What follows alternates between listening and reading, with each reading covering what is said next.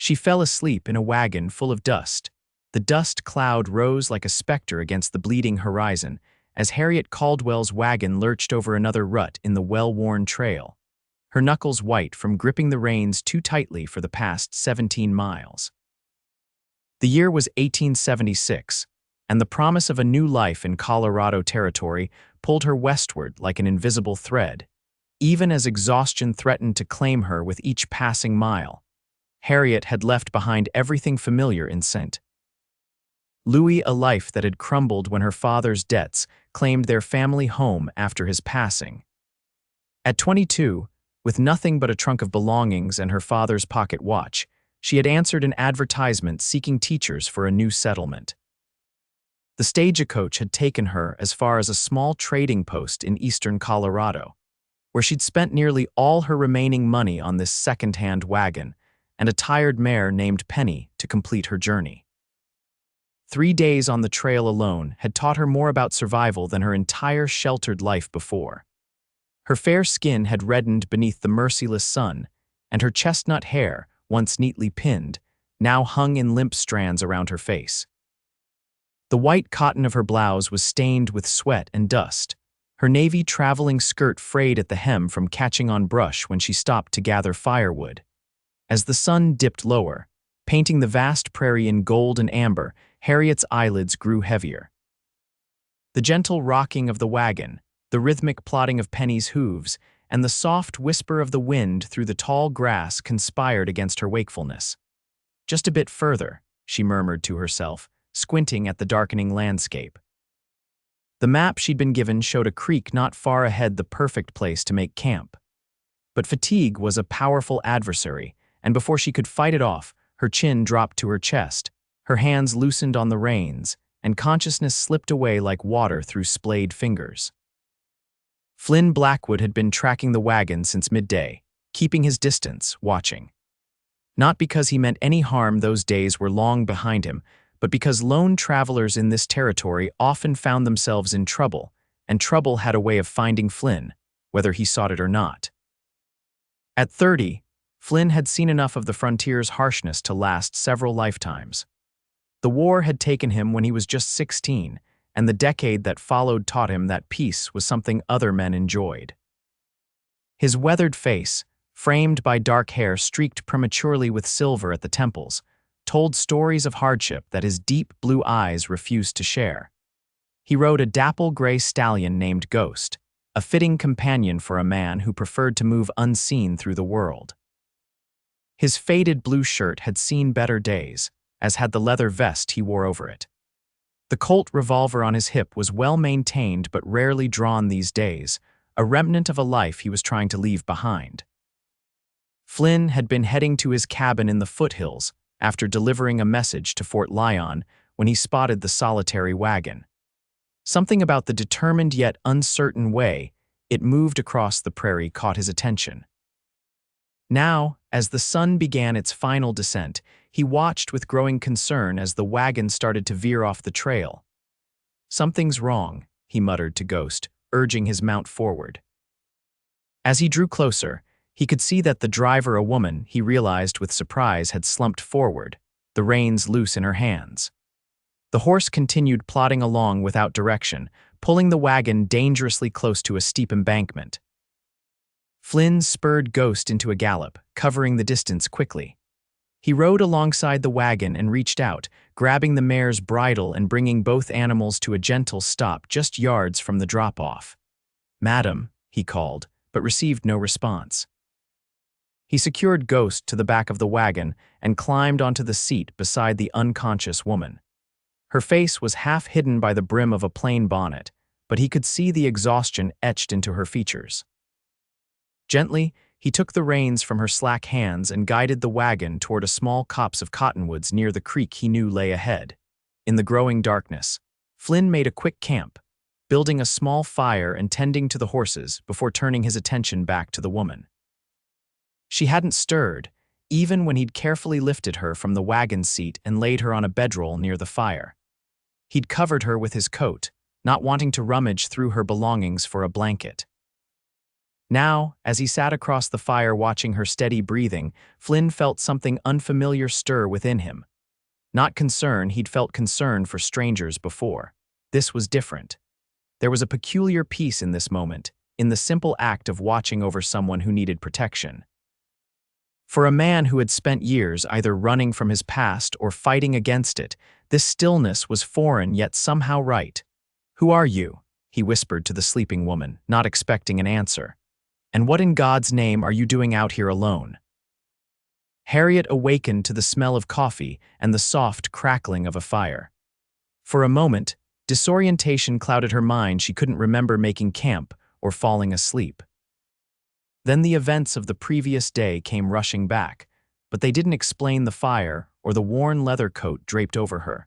She sat up abruptly, heart pounding, to find herself staring into the steady gaze of a stranger.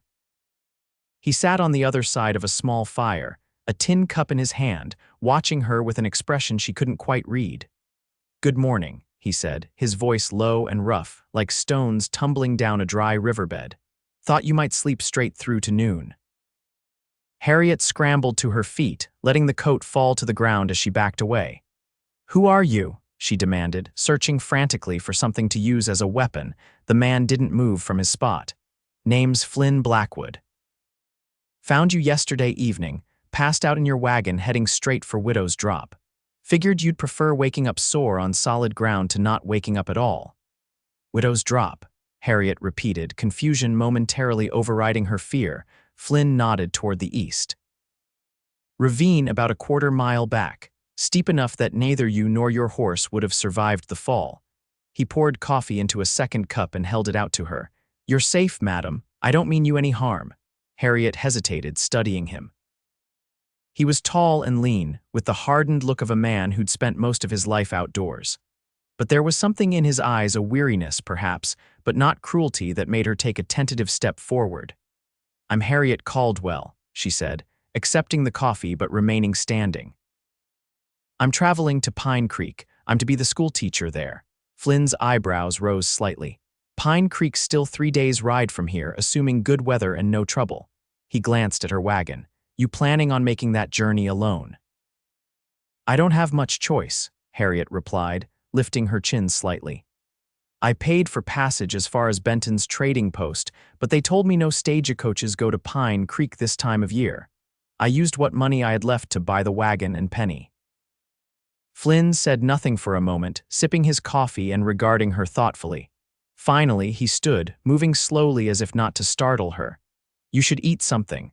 I've got some bacon and hardtack, not much of a breakfast, but it'll keep you going." As he moved around the camp, preparing the simple meal, Harriet watched him warily. He moved with an economy of motion that suggested years of living rough. His hands were calloused but surprisingly gentle as he handled the food, and he kept a respectful distance from her at all times. "Why did you help me?" she asked suddenly. Flynn looked up, his expression unreadable.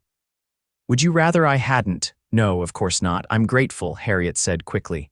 "It's just, I've been warned about the dangers of traveling alone, about men who—" "Not all men out here are predators, Miss Caldwell," Flynn said quietly, "though I won't tell you your caution is misplaced."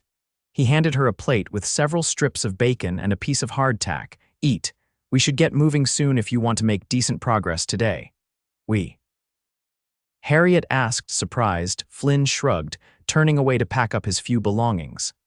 "Pine Creek is on my way. Figure you could use someone who knows the trail." Harriet wanted to refuse, to insist she could manage on her own, but the memory of falling asleep at the reins and the mention of Widow's Drop gave her pause. Pride was one thing, foolishness was another. "I can't pay you," she said finally. Flynn's mouth twitched in what might have been the ghost of a smile.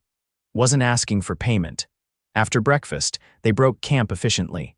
Harriet was impressed by how quickly Flynn had everything packed and the horses ready. He'd refused her help, insisting she rest a bit longer, and now she watched as he extinguished the fire with methodical care. "You've done this before," she observed. "Once or twice," he replied dryly, securing his bedroll to Ghost's saddle. As they set out, Flynn rode alongside the wagon rather than ahead. The morning was clear. the air still cool enough to be pleasant, and Harriet found herself studying her unexpected companion. There was something in the set of his shoulders, in the vigilant way he scanned the horizon, that spoke of a man accustomed to trouble. "Have you lived in this territory long, Mr. Blackwood?" she asked, breaking the silence that had stretched between them. "Flynn," he corrected. "And yes, about 8 years now. Came west after the war." "You fought in the war between the states?" Harriet asked, surprised. He seemed too young to have been a soldier then. Flynn nodded but offered no elaboration. His expression closed off, and Harriet sensed she'd touched on a subject he preferred to avoid. "I'm from St. Louis," she said, changing the subject. "My father was a bookkeeper for a shipping company. After he died, there wasn't much reason to stay." She didn't mention the debts, the shame of watching everything her father had worked for sold off to strangers. "And now you're going to teach in a frontier settlement," Flynn observed. "Quite a change." "I've always wanted to teach," Harriet said, smiling despite herself. "I used to help at the orphanage near our home, reading to the children. The advertisement said Pine Creek is growing quickly, they've built a proper schoolhouse and everything." Flynn's expression suggested skepticism, but he merely nodded. Trail towns have a way of making big promises. They traveled steadily through the morning, the landscape gradually changing from open prairie to more varied terrain with scattered stands of pine and juniper. Around midday, Flynn led them to a small stream where they could rest the horses and eat a simple lunch of jerky and dried apples from his provisions. As Harriet sat on a flat rock by the water, she found herself wondering about the quiet man who had come to her rescue. He clearly knew this land well, pointing out landmarks and signs of wildlife she would have missed entirely. But he volunteered little about himself, answering her occasional questions with the minimum of words. "You said Pine Creek is on your way," she ventured as they prepared to continue their journey. "Where exactly are you headed?" Flynn tightened Ghost's cinch before answering. "Got a cabin up in the foothills. Do some trapping in winter, guide hunting parties in summer. It's quiet." "You live alone?" The question slipped out before Harriet could consider its propriety. His eyes met hers briefly, something unreadable flickering in their depths. "Yes." The simplicity of his answer carried a weight that silenced further questions. As they resumed their journey, Harriet found herself wondering what had driven this man to seek solitude in the wilderness, and why the thought of him returning to an empty cabin made her feel unexpectedly sad. The afternoon brought gathering clouds and a chill wind that hinted at rain. Flynn kept glancing at the darkening sky with increasing concern. "There's a line shack about 5 miles ahead," he finally said. "Used by cattle outfits during the drive season, should be empty now. We'd be wise to make for it before this weather breaks." Harriet nodded her agreement, noticing how the wind was beginning to whip dust into small funnels across the trail. She pulled her shawl tighter around her shoulders, wishing she'd thought to pack warmer clothing. St. Louis Springs had not prepared her for the capricious weather of the high plains. They pushed on as the wind grew stronger, driving dust and grit into their faces. Harriet's eyes watered, and she blinked rapidly to clear her vision. The wagon jolted over increasingly rough terrain, as Flynn led them off the main trail, and onto a less traveled path that wound through a series of low hills. Just as the first fat raindrops began to fall, a small, weathered structure came into view, nestled against a rocky outcropping that provided some shelter from the wind. It was little more than a one-room cabin with a lean-to for animals, but to Harriet, it looked like a palace. Flynn helped her down from the wagon, his strong hands steady at her waist, then quickly led the horses into the lean-to while Harriet hurried to the cabin door. Inside, it was dark and musty but dry. A rough-hewn table, 2 chairs, a small iron stove, and a narrow cot were the only furnishings. By the time Flynn joined her, carrying their provisions and her small traveling bag, the rain was coming down in sheets. He moved efficiently around the small space, checking the stove pipe for blockages, before lighting a fire with kindling he found in a box beside the stove. "It's not much," he said, straightening up as warmth began to fill the room, "but it'll keep us dry." Harriet stood awkwardly near the door, suddenly very aware that she would be spending the night in this tiny space with a man she had met only hours ago. As if reading her thoughts, Flynn picked up his saddlebags. "I'll sleep in the lean-to with the horses," he said matter-of-factly. "You can't," Harriet protested. "It's far too cold and you're already soaked through." Flynn's clothes were indeed dripping onto the plank floor, his dark hair plastered to his forehead. He looked down at himself as if noticing his condition for the first time. "I've slept in worse," he said with a shrug. "At least stay until your clothes dry," Harriet insisted. "Please, I trust you." Something flashed in Flynn's eyes, surprise, perhaps, or something deeper. He nodded once, then turned away to hang his wet coat on a nail by the stove. The storm showed no signs of abating as darkness fell. They shared a simple meal of beans warmed on the stove, and the last of Flynn's hardtack. The close quarters forced a kind of intimacy that made conversation unavoidable, and Harriet found herself telling Flynn about her childhood in St. Louis, her father's love of books that had inspired her own education, and her dreams of making a difference in a place where teachers were scarce. "What about you?" she asked finally. "You know all about me now, but you're still a mystery, Flynn Blackwood." Flynn stared into his tin cup as if it contained answers he was reluctant to share. "Not much to tell," he said. "Grew up in Tennessee, left home at 16 to fight, came west after." "That can't be all," Harriet pressed gently. "What brought you to this particular place? Why do you live alone in the mountains?" The silence stretched so long that Harriet thought he wouldn't answer. Then, so quietly she had to lean forward to hear him over the rain drumming on the roof, he spoke. "After the war, I couldn't settle, drifted, took whatever work came my way, some of it wasn't the kind of work decent folks talk about." He glanced up briefly, as if gauging her reaction. "Rode with some hard men for a while, did things I'm not proud of." Harriet said nothing, sensing he needed to continue without interruption. "About 3 years back, I was riding with a group planning to rob a bank in a small town north of here. Night before, I went for a walk to clear my head, and I saw a family through their window, father reading to his children while the mother sewed. Something about that scene." He shook his head slightly. "I rode out that night, left the gang, found that cabin up in the hills, and decided to try living an honest life for a change." "And have you," Harriet asked softly, "found peace in that honest life?" Flynn's eyes met hers, and for the first time, she saw something open in his gaze, a vulnerability that made her heart beat faster. "Not until last night," he said, "watching over you while you slept. That was the first time in years I felt like I might be more than the sum of my mistakes." The confession hung in the air between them, raw and unexpected. Harriet didn't know how to respond. Part of her was frightened by the knowledge that she was traveling with a man who had once ridden with outlaws. But another part, the part that had noticed the gentleness of his hands and the integrity in his eyes, wanted to reach across the table and touch him, to thank him for his honesty. Before she could decide what to say, Flynn stood abruptly. "You should get some rest," he said, his voice rougher than before. "I'll check on the horses." He was gone before she could protest, slipping out into the rain and leaving Harriet alone with her thoughts and the soft crackling of the fire.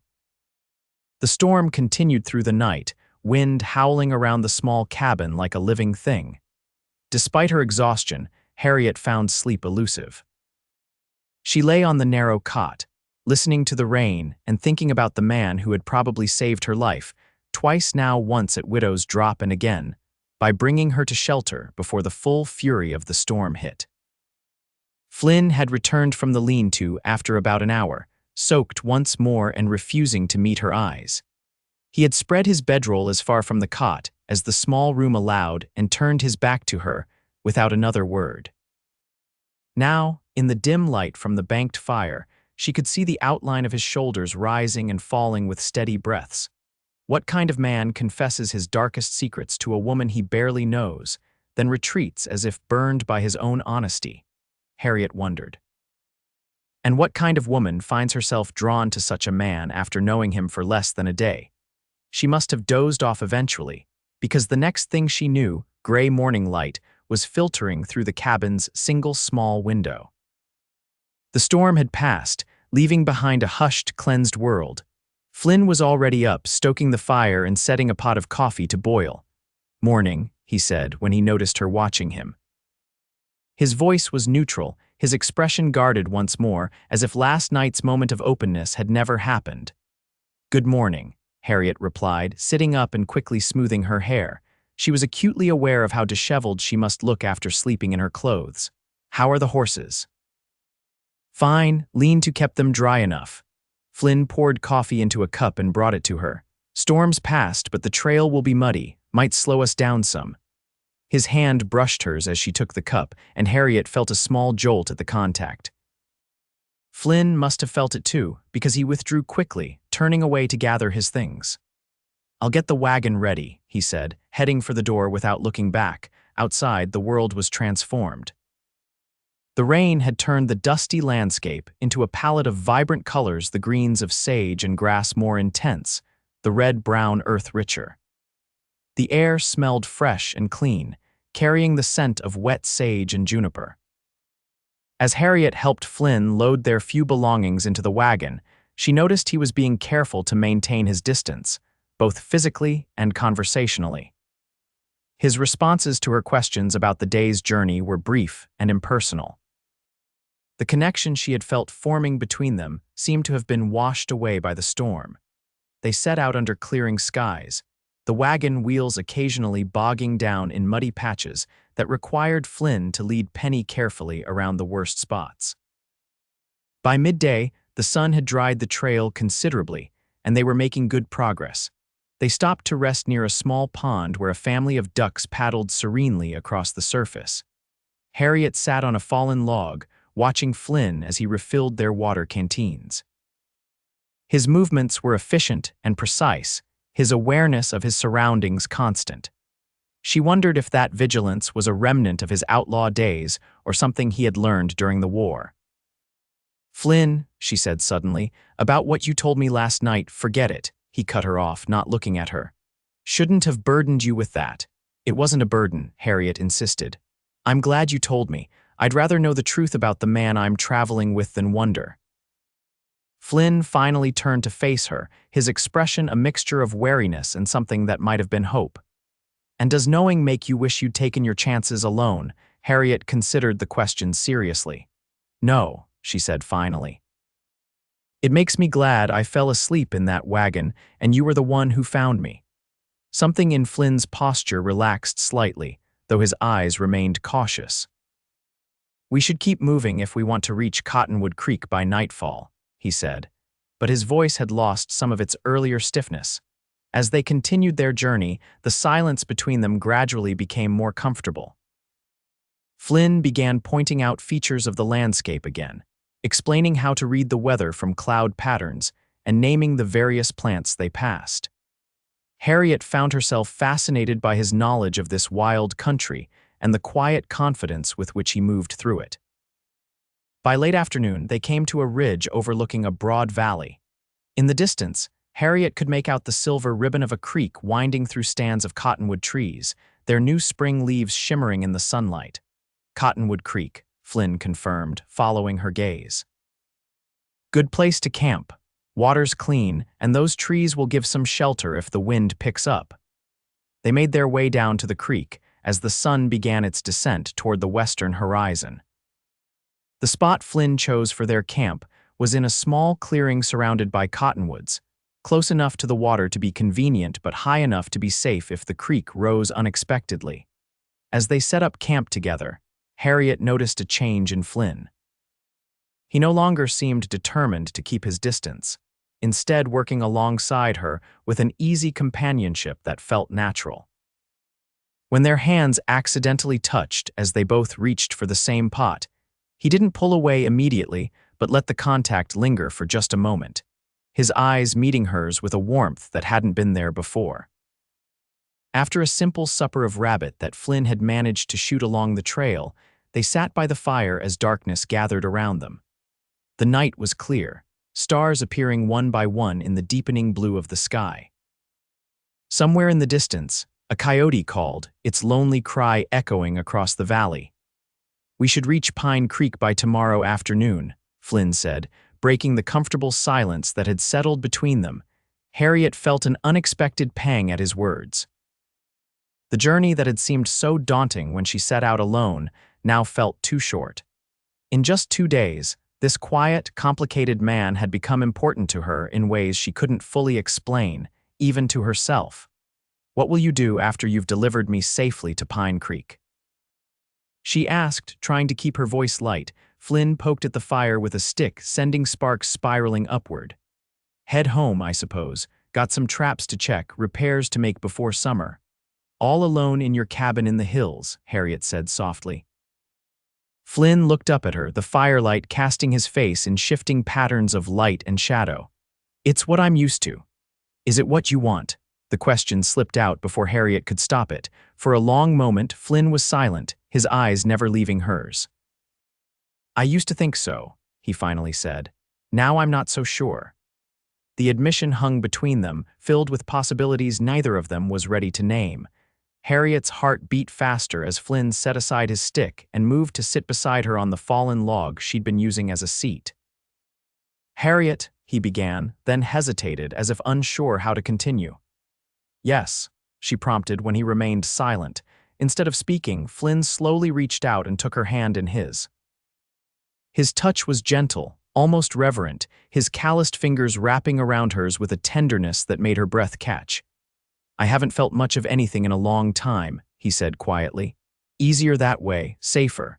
But since I found you in that wagon—" He shook his head slightly, as if puzzled by his own feelings. "It's like something woke up inside me that I thought was dead and buried." Harriet turned her hand in his so their palms pressed together, fingers intertwining. "I know what you mean," she whispered. "When my father died, I felt so lost. Coming west was meant to be a new beginning, but I was terrified. Until you found me. Until now." Flynn's free hand came up to gently touch her cheek, his fingers barely skimming her skin as if she were made of something precious and fragile. "You should be afraid of me," he said hoarsely, "after what I told you." "I'm not," Harriet said with certainty. "The man who watched over me when I was helpless, who's guided me safely through wilderness I couldn't have navigated alone, that's who you are now, Flynn. The past is just that past." Slowly, giving her every chance to pull away, Flynn leaned forward until his forehead rested against hers. They stayed that way for several heartbeats, sharing breath, neither moving to close the final distance between them. "I never expected you," Flynn whispered. "Never thought I deserved anything like this." "Like what?" Harriet asked, her voice barely audible over the crackling of the fire. "Like hope," he answered, and then his lips found hers in a kiss so gentle it brought tears to her eyes. The kiss was brief, almost chaste, but it changed everything. When Flynn pulled back, his eyes searching hers for any sign of regret or hesitation, Harriet smiled and reached up to touch his face, tracing the line of his jaw with wondering fingers. "I never expected you either," she said, "but I'm very glad I found you. Or that you found me, to be more accurate." Flynn's answering smile transformed his face, erasing years of hardship and loneliness. He pulled her closer, and this time when they kissed, there was nothing hesitant about it. Harriet felt herself melting into him, all the fears and uncertainties of her journey west fading into insignificance against the reality of his arms around her. When they finally parted, both breathing faster, Flynn kept her close, his arm around her shoulders as they gazed into the fire.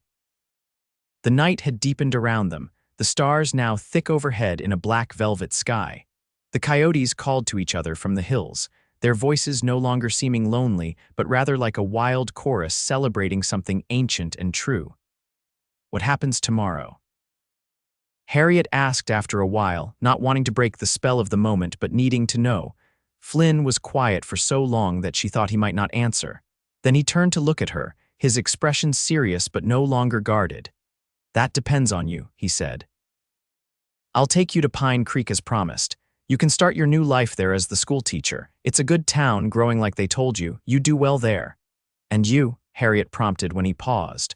"I could go back to my cabin," Flynn continued, or he took a deep breath. "Or I could stay. See if there's work for a man who knows the territory. See if what's starting between us might grow into something worth building a life around." The directness of his words took Harriet's breath away. Instant. Louis' courtship was a drawn-out affair of chaperoned visits and careful conversations. But out here, with life so precarious and the future never guaranteed, perhaps honesty was the greatest gift two people could offer each other. "I'd like that," she said simply. "I'd like you to stay." Flynn's smile was slow and sweet, lighting his eyes in a way that made Harriet's heart turn over in her chest. He leaned in to kiss her again, and as his lips met hers, Harriet knew with sudden clarity that falling asleep in that dust-filled wagon had been not a mistake but a blessing, the first step on a path that was leading her not just to a new place, but to a new life she had never dared to imagine. Morning broke clear and cool, dew sparkling on the grass around their camp. Harriet awoke to find Flynn already up, tending the horses and preparing a breakfast of coffee and the last of their provisions. The events of the previous night seemed almost dreamlike in the crisp light of dawn, but when Flynn turned and saw her watching him, the smile that transformed his face was very real. "Sleep well?" he asked, bringing her a cup of coffee. "Better than I have in months," Harriet admitted, accepting the cup and allowing her fingers to brush his deliberately. They broke camp efficiently, working together with a new ease that felt as natural as breathing. As they set out on what would be the final leg of their journey together, Harriet found herself studying the landscape with fresh eyes, imagining what it would be like to make a home here with Flynn beside her. The terrain gradually changed as they traveled, the open prairie giving way to more varied country with rolling hills and increasing stands of pine and spruce. By midday, they could see smoke from chimneys in the distance, and soon the first outlying homesteads of Pine Creek came into view. "Bigger than I expected," Harriet commented as they approached the settlement. Flynn nodded. "Silver strike in the hills last year brought in a lot of new folks, towns growing fast." Pine Creek was indeed thriving, with a main street boasting a general store, a hotel, a saloon, and various other businesses. As Flynn guided the wagon down the dusty street, Harriet noticed children playing, women hanging laundry, men working on building new structures, all the signs of a community putting down roots. "The schoolhouse should be at the north end of town," Harriet said, consulting the letter she had received from the town council. Near the church, Flynn directed the wagon as instructed, and soon they came to a small but well-built structure with a bell tower on top. Next to it stood a modest house that Harriet assumed must be the teacher's residence. Her heart quickened at the sight. This was to be her new home, her new beginning. As they pulled up in front of the schoolhouse, the door to the nearby house opened, and an older woman stepped out, shading her eyes against the sun as she watched their approach. "You must be Miss Caldwell," she called as Flynn brought the wagon to a stop. "We were beginning to worry when you didn't arrive yesterday, Mrs. Thompson," Harriet asked, recognizing the name from her correspondence. The woman nodded, coming forward to help Harriet down from the wagon. "Welcome to Pine Creek, my dear. The children are so excited to meet their new teacher."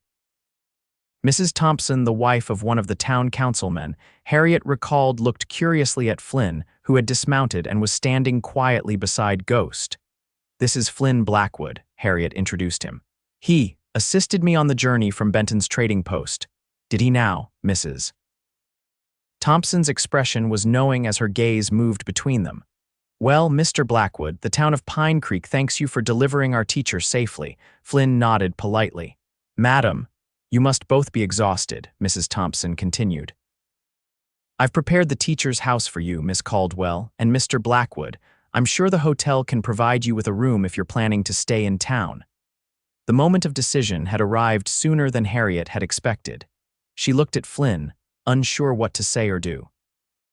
They had spoken of possibilities by the firelight, but in the harsh light of day, surrounded by civilization and the expectations of proper behavior, would he still want to stay? Flynn met her gaze steadily, then turned to Mrs. Thompson. "Actually, madam, I was hoping to speak with someone about work in these parts. I've got experience as a guide and tracker, and I know this territory well." Relief and joy flooded through Harriet. He was staying. At least for now, he was choosing to stay. "Why, you should speak with my husband," Mrs. Thompson said. "He's always looking for reliable men who know the country. The mining companies pay good money for guides to take their surveyors into the hills." She turned back to Harriet. "Now, let me show you your new home, my dear. I'm sure you're eager to settle in." The teacher's house was simple but comfortable, with a sitting room, a small kitchen, a bedroom, and an area that could serve as a study. Mrs. Thompson had stocked the pantry with basic provisions and left fresh flowers on the table, small touches of welcome that brought tears to Harriet's eyes after her long journey. "The school term starts on Monday," Mrs. Thompson explained as she showed Harriet around. "That gives you 3 days to rest and prepare. There are 27 children enrolled, ages 6 to 16. She paused, glancing out the window to where Flynn was unloading Harriet's trunk from the wagon. "Your friend seems like a capable man. Quiet type, isn't he?" "Yes," Harriet agreed, unable to keep a small smile from her lips. "But he has depths you wouldn't expect." Mrs. Thompson patted her hand. "The best ones always do, my dear." Her eyes twinkled knowingly. "I'll leave you to get settled. Dinner at our house tonight at 6. The council members and their wives want to meet you properly. Mr. Blackwood is welcome too, of course." After Mrs. Thompson left, Flynn brought in Harriet's trunk and the few other belongings she had traveled with. He stood awkwardly in the center of the small sitting room, hat in hands, looking strangely out of place among the modest but decidedly feminine furnishings. "It's a nice place," he said finally. "You'll be comfortable here." "Yes," Harriet agreed, suddenly shy in this new context. Out on the trail, their growing feelings for each other had seemed natural, inevitable. Here in town, with the complexities of social expectations surrounding them, she wasn't sure how to proceed.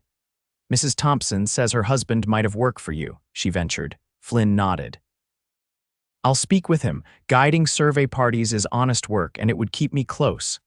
He hesitated, then added, "If that's what you want." "It is," Harriet said firmly, closing the distance between them. "I meant what I said last night, Flynn. I want you to stay." The tension in his shoulders eased slightly.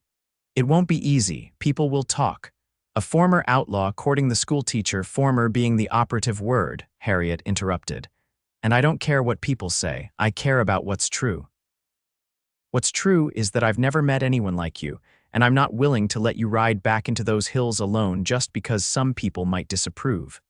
Flynn's smile was slow but genuine. He set his hat aside and took her hands in his. "You're quite something, Harriet Caldwell."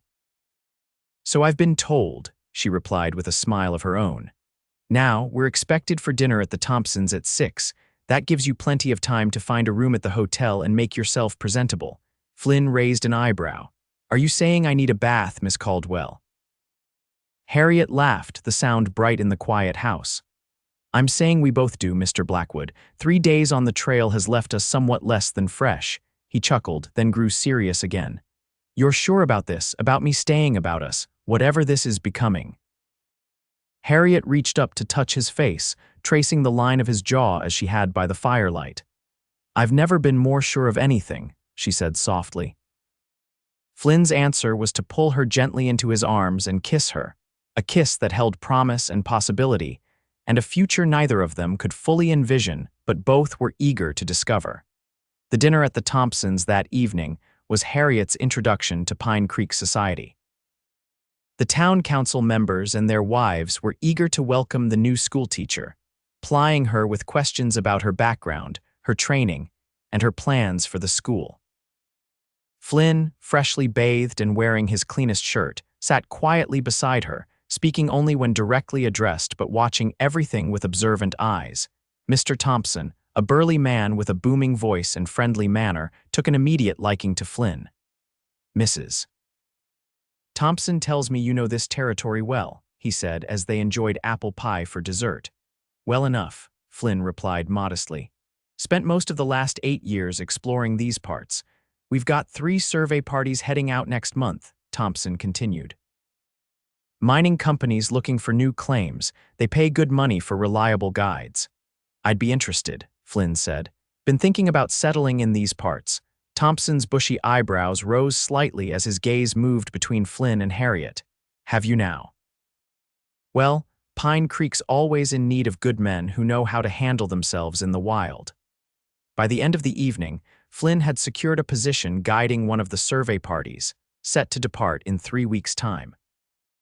The job would last approximately a month and pay enough to give him a solid start in Pine Creek.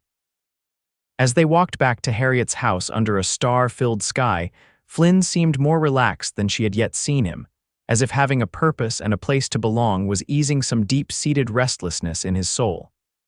"Thompson seems like a good man," he commented. "Straight shooter." "They all seemed very nice," Harriet agreed. "I think I'm going to be happy here."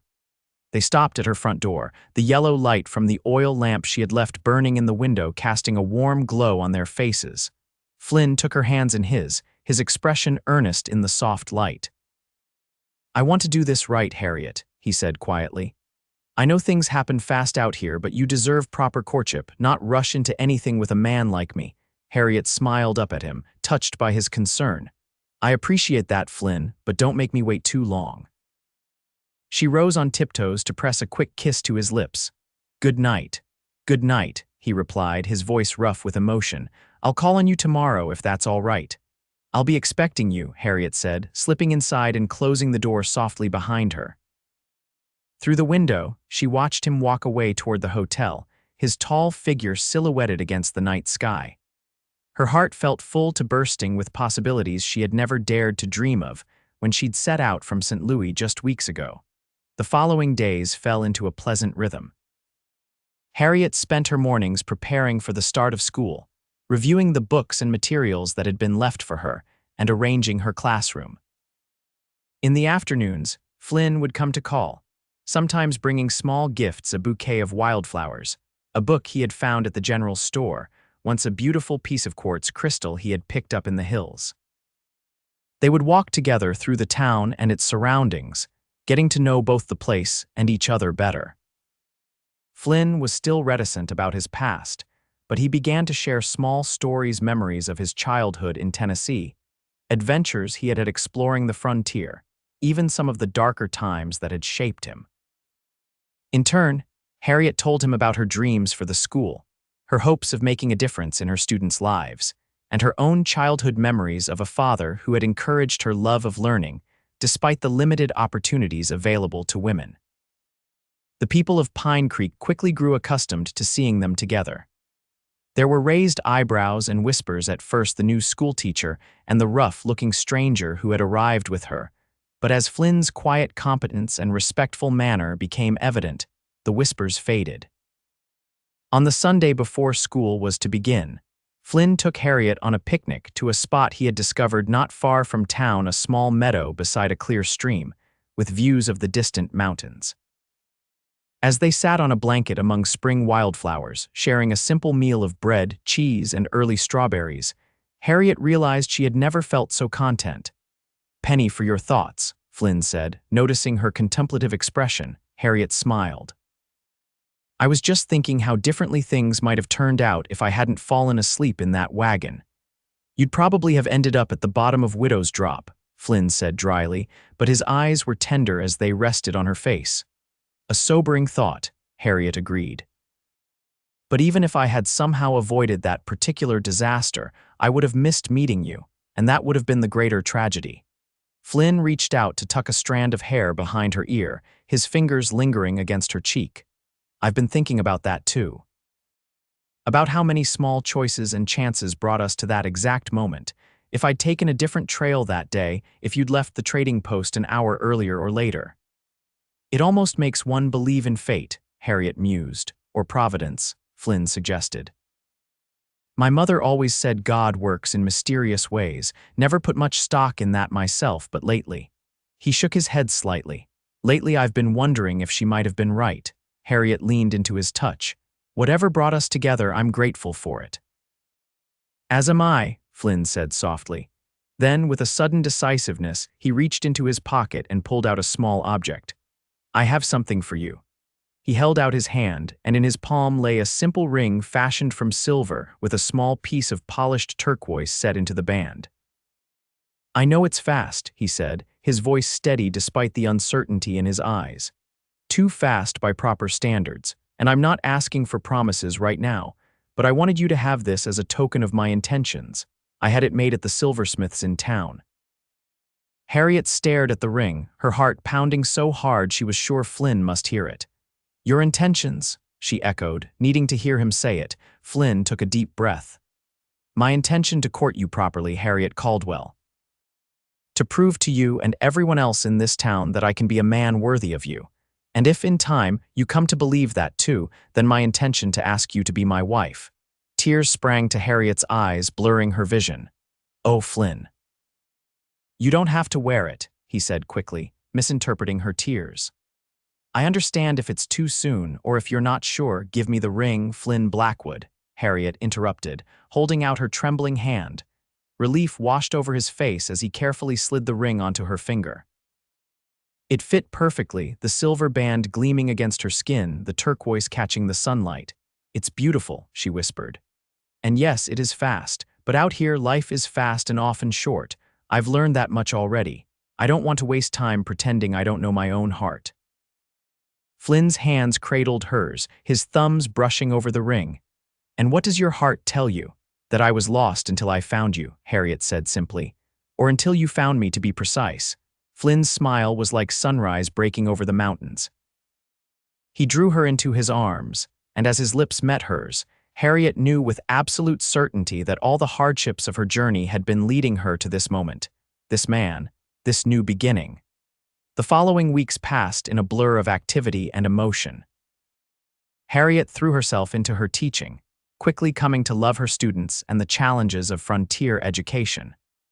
The children ranged from eager 6-year-olds just learning their letters to teenagers who came to school only when they weren't needed for farm work or other family responsibilities.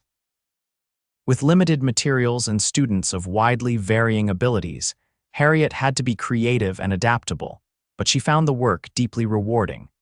Flynn spent his days preparing for the upcoming survey expedition, studying maps, checking equipment, and conferring with Mr. Thompson about the best routes into the mountains. In the evenings, he would come to Harriet's house for supper, often bringing game he had hunted or fish he had caught to contribute to their meal. Their courtship became the talk of Pine Creek, but mostly in positive terms. Flynn's quiet strength and obvious devotion to Harriet had won over even the most skeptical townspeople, and Harriet's happiness was evident to all who saw her. The turquoise ring on her finger raised a few eyebrows, but when Mrs. Thompson asked about it directly, Harriet explained that it was a promise of future intentions, not an immediate engagement. This seemed to satisfy the town's sense of propriety, especially when Flynn began attending church with Harriet on Sundays, sitting respectfully beside her and gradually becoming a recognized part of the community. All too soon, the day came for Flynn to depart with the survey party. They stood on the edge of town in the gray light of early morning, horses saddled and loaded with supplies for the month-long expedition. I'll be back before you know it, Flynn promised, holding Harriet close. And I'll bring back enough pay to start building us a proper home. Just come back safely, Harriet said, fighting back tears. That's all I ask. Flynn kissed her gently, mindful of the other men waiting a discreet distance away. I've got every reason in the world to be careful now, he said. Wait for me. Always, Harriet promised, stepping back reluctantly as the expedition leader called for the men to mount up. Watching Flynn ride away was one of the hardest things Harriet had ever done. Even though she knew this parting was temporary, the sight of him disappearing into the distance with the survey party brought back all her fears of being alone in this wild country. But she was not alone anymore, she reminded herself as she walked back to the schoolhouse to prepare for the day's lessons. She had her students, she had friends in the community, and most importantly, she had Flynn's promise to return to her. The weeks of Flynn's absence passed more quickly than Harriet had feared they might. Her days were filled with teaching, and in the evenings, she often found herself invited to dinner with various families from town. The Thompsons, in particular, took her under their wing with Mrs. Thompson offering motherly advice and companionship that helped ease the loneliness. One evening, about 3 weeks after Flynn's departure, Mr. Thompson brought news that lifted Harriet's spirits immeasurably. Got word from the survey party today, he announced as they sat around the dinner table. They found what they were looking for, a promising vein of silver in the North Ridge. They'll be heading back within the week. That's wonderful news, Harriet said, unable to keep the excitement from her voice. Mrs. Thompson patted her hand knowingly. I imagine you'll be glad to have your young man back. Very glad, Harriet admitted, blushing slightly. Mr. Thompson cleared his throat. There's more news that might interest you, Miss Caldwell. The mining company is planning to expand operations here significantly. They'll be bringing in more men, which means more families, which means more children needing education, Harriet finished for him, immediately understanding the implications. Exactly, Thompson nodded. The council has been discussing the need to expand the school. We'd like to build an addition before winter sets in and hire an assistant teacher to help with the increased numbers. That's an excellent idea, Harriet agreed. I've already noticed how challenging it is to give proper attention to all the different age groups and abilities. We were hoping you might have suggestions for the design of the addition, Mrs. Thompson added, since you're the one who understands the needs best. Harriet spent the rest of the evening discussing plans for the school expansion, her mind racing with possibilities. By the time she walked home under a canopy of stars, she felt a renewed sense of purpose and belonging in Pine Creek. This was becoming her home in ways she had scarcely dared to hope for when she first arrived, and soon Flynn would be back. The thought warmed her as she prepared for bed, her fingers habitually touching the turquoise ring that had become her talisman during his absence. 5 days later, Harriet was in the middle of a spelling lesson when a commotion outside drew her attention. Through the schoolhouse window, she could see dust rising at the edge of town riders approaching. Her heart leaped with hope, but she forced herself to remain calm. Children, continue practicing these words. Martha, would you please lead the class? I need to step outside for a moment. The oldest girl nodded importantly, taking Harriet's place at the front of the room as Harriet hurried to the door. From the schoolhouse steps, she could see the survey party riding into town, tired men on dust-covered horses. And at their head, sitting tall in the saddle despite obvious fatigue, was Flynn. Harriet wanted nothing more than to run to him, but she was acutely aware of her position as the town's teacher and the example she set for her students. So she stood on the steps, hands clasped tightly together, watching as Flynn spotted her and broke into a smile that erased all signs of weariness from his face. He said something to the expedition leader, who nodded, and then Flynn was urging Ghost forward, separating from the group and heading directly toward the schoolhouse. He dismounted in one fluid motion and approached, removing his hat as he climbed the steps. Miss Caldwell, he said formally, though his eyes were dancing with suppressed emotion. I hope I'm not interrupting your lessons. Not at all, Mr. Blackwood, Harriet replied, struggling to maintain an equally formal tone. We're pleased to see the survey party has returned safely. Behind her, she could hear the children crowding at the windows, whispering and giggling as they watched the reunion. I wondered if I might have a word with you, Flynn continued, his voice dropping so only she could hear. In private. Of course, Harriet said. Children, continue with your spelling. I'll be back shortly. She led Flynn around the side of the schoolhouse, out of sight of the windows. The moment they were alone, he pulled her into his arms, his kiss expressing all the longing of their month apart. I missed you, he murmured against her hair when they finally broke apart. Every day, every night, thought about you constantly. I missed you too, Harriet said, drinking in the sight of him. He was thinner, his skin darkened by the sun, a new scar on his forearm that hadn't been there before. But his eyes were the same steady, clear, and now filled with love as they looked at her. The expedition was successful, Flynn told her. They found what they were looking for, and the pay was even better than Thompson promised. He reached into his pocket and pulled out a small leather pouch, which clinked as he handed it to her. My earnings, enough to start building that house I promised you. Harriet pushed the pouch back toward him gently. Keep it safe for now. There's something I need to tell you first. Briefly, she explained about the school expansion and the mining company's plans for growth in Pine Creek. Flynn listened intently, his expression thoughtful. So the town's going to be growing fast, he said when she finished. More people, more buildings, more opportunity, Harriet added. The Thompsons mentioned that the mining company will need men who know the territory to help with their operations. Guides, hunters to provide meat for the work crews, men to help build roads into the mountains. Flynn nodded slowly. Honest work close to home sounds promising. He took her hands in his expression growing serious. Speaking of home, Harriet, I've been thinking a lot during this past month about us, about the future. Harriet's heart quickened. So have I. I know we agreed to a proper courtship to take our time, Flynn continued. But being out there, away from you, made me realize I don't want to waste another day. He dropped to one knee right there beside the schoolhouse, still holding her hands in his. Harriet Caldwell, will you marry me? Not someday, not after a long courtship, but soon as you're willing. Tears of joy sprang to Harriet's eyes. Yes, she said without hesitation. Yes, Flynn Blackwood, I will marry you, as soon as can be arranged. Flynn's smile was radiant as he rose and pulled her into his arms again. Their kiss was a promise, a beginning, a future unfolding before them like the vast frontier they had both chosen as their home. Miss Caldwell. A chorus of young voices called, and they turned to see several of Harriet's students peering around the corner of the schoolhouse, giggling at catching their teacher in such a romantic moment.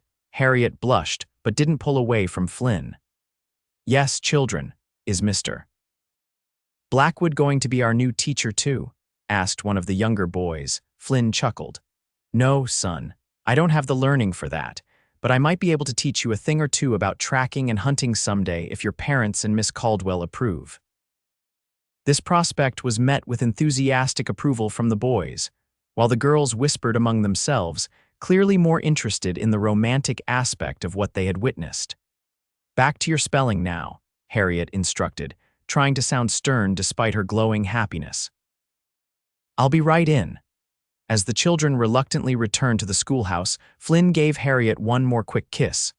I should go get cleaned up and settled. Dinner at your place tonight. I'll be waiting, Harriet promised.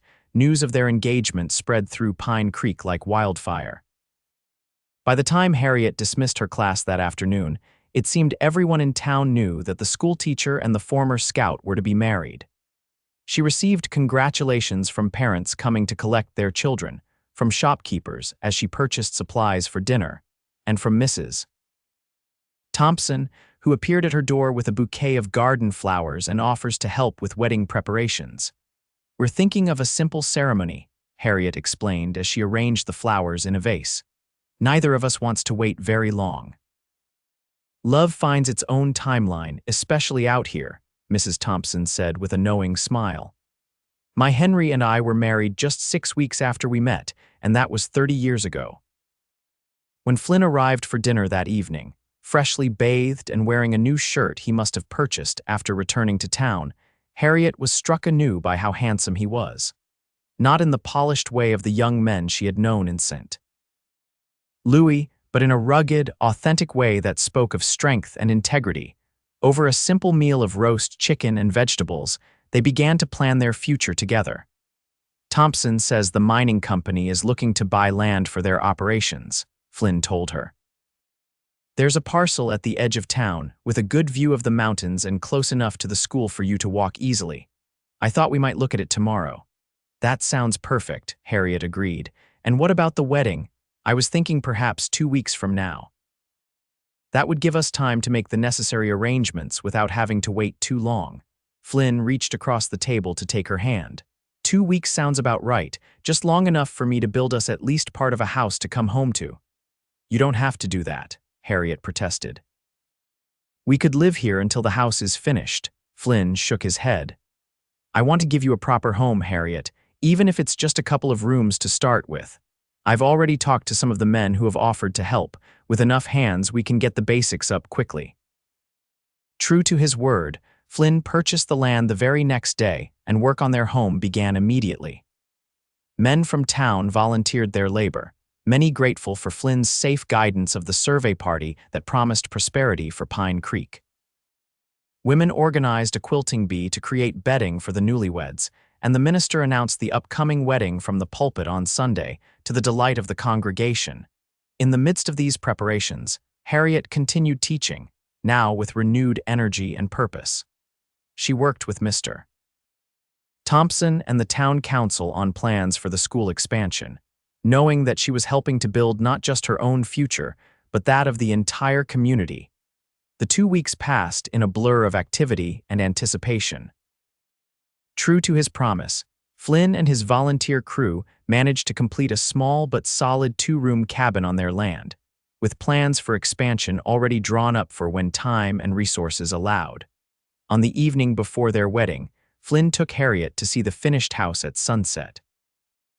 Hand in hand, they walked through the simple structure, one main room with a stone fireplace that would serve as kitchen and living area, and a smaller room off to the side that would be their bedroom. It's not much compared to what you probably had in St. Louis, Flynn said, watching her face anxiously as she explored their new home. Harriet turned to him, her eyes shining with unshed tears of happiness. It's perfect, Flynn. More perfect than any fancy house could ever be, because we'll be together here. He pulled her into his arms then, holding her close as the last rays of the setting sun streamed through the single window, bathing them in golden light. I never thought I'd have this, he confessed, his voice rough with emotion. A home, a future, someone to love who loves me back. After all I've done, all the mistakes I've made. Harriet reached up to touch his face, tracing the lines that spoke of hardship and resilience. Perhaps this is your redemption, she said softly, not forgetting the past but building something good from it, something beautiful. You're what's beautiful, Flynn murmured, bending to kiss her with a tenderness that made her heart ache. You and this life we're making together. They were married the next day in the small church that stood beside the schoolhouse. The entire town turned out for the occasion, the building filled to overflowing with well-wishers. Harriet wore a simple dress of pale blue that Mrs. Thompson had helped her make, with wildflowers in her hair instead of a veil. Flynn, standing tall and proud at the altar, wore a new suit that fit his broad shoulders perfectly, his dark hair neatly trimmed for the occasion. As they spoke their vows before God and their new community, Harriet felt a sense of rightness that transcended all the uncertainties and hardships that had brought her to this moment. When the minister pronounced them husband and wife, and Flynn's lips met hers in their first kiss as a married couple, the cheers and applause that filled the church seemed to echo the joy in her own heart. The celebration that followed lasted well into the evening, with food and music and dancing in the town square. As darkness fell and lanterns were lit, casting a warm glow over the festivities, Flynn pulled Harriet aside for a moment of quiet amidst the revelry. Happy? He asked, his arms around her waist, his eyes searching hers in the soft light. More than I ever imagined possible, Harriet answered truthfully. And you, Flynn's smile was answer enough, but he put it into words anyway. I found something I never thought existed, Harriet. Not just love, but peace. That night when I watched over you sleeping in that dust-filled wagon, something changed in me. For the first time in years I felt, still, like maybe there was a place for me in this world after all. Harriet rose on tiptoes to kiss him softly. There is a place for you, Flynn Blackwood. Right here with me, building a life neither of us could have imagined when we set out on our separate journeys.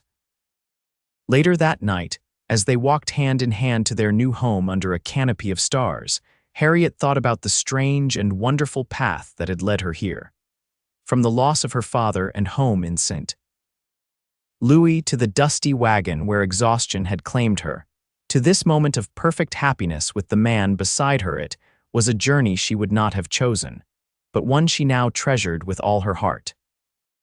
As Flynn carried her over the threshold of their small cabin, Harriet knew with absolute certainty that she was exactly where she was meant to be. In this frontier town, with this complex and tender man, she had found not just a new beginning, but a fulfillment of dreams she hadn't even known to dream. And as Flynn laid her gently on their marriage bed and kissed her with all the love and passion he had held in check during their courtship, Harriet surrendered to the joy of knowing that their greatest adventure was just beginning. 1 year later, Flynn stood in the doorway of their expanded home, watching as Harriet rocked their infant daughter in the chair he had built for her. The cabin now boasted 4 rooms and a proper porch, with a garden out back that provided vegetables for their table and flowers for Harriet's enjoyment. Pine Creek had grown too. the mining operations bringing prosperity and new families to the settlement that was rapidly becoming a proper town. The schoolhouse expansion had been completed before winter set in, and Harriet now shared teaching duties with a young woman who had arrived from back east, allowing Harriet to spend more time with little Faith, born just 3 months earlier. Flynn had found his place in the community as well, working as a guide and scout for the mining company during the warmer months and trapping in winter. His knowledge of the territory had proven invaluable, and his quiet competence had earned him the respect of everyone from the mine owners to the newest settlers.